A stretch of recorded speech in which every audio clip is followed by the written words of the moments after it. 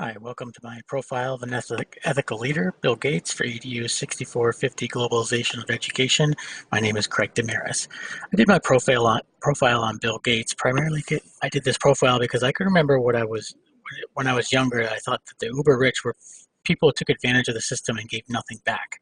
I knew that he was what our society called a great man because of his breakthroughs within the computer and software industry. His Windows system is something everyone uses today. This makes him a titan of his industry, certainly.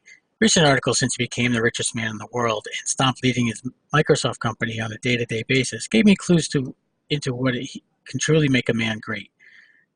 One of this, to me, is what you do with your power, money, and influence. So I decided to put my younger biased self and my curious, wiser, older self to the task and find out what one can do if they have the notion to help other people. Helping other people, to me, is the cornerstone of being ethical.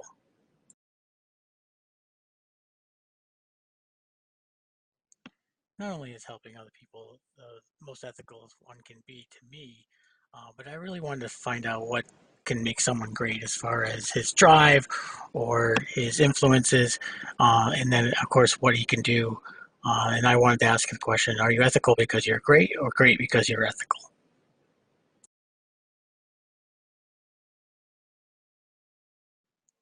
Here's just a quick history of how Bill Gates became successful. Basically, he started computer programming at the age of 13. He was working hard and but really in the right place at the right time. Um, Kept on working, programming day after day in a school that had access to it. And by the time he was 18, he entered Harvard University. He was so good by the time he left Harvard at 20 to work on computers full time and launch his company, Microsoft, with Paul Allen. He was CEO of Microsoft until 2000 when he stepped down and worked on Bill and Melinda Gates Foundation. Bill and Melinda Gates Foundation is the largest private foundation in the world. Uh,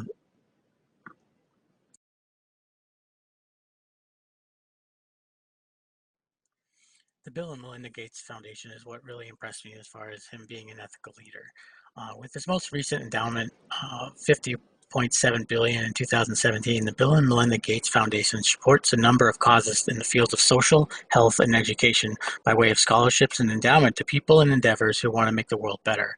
That may be a student who wants to be part of the medical industry to find cure for diseases, or maybe companies trying to solve the problem of sanitation in the third world. I think Bill Gates is an ethical leader because we see in his case of someone who has lots of money can choose to pursue many other things, but do lots of negative things with it, as we see in our own president. Bill Gates has chosen to dedicate his life after attaining riches to bettering other people and the need to help the most in lasting and significant way. To me, that's about as ethical as you can be, since it shows that he has the will to think about other less fortunate people than himself, despite not having to do any of it. Thank you.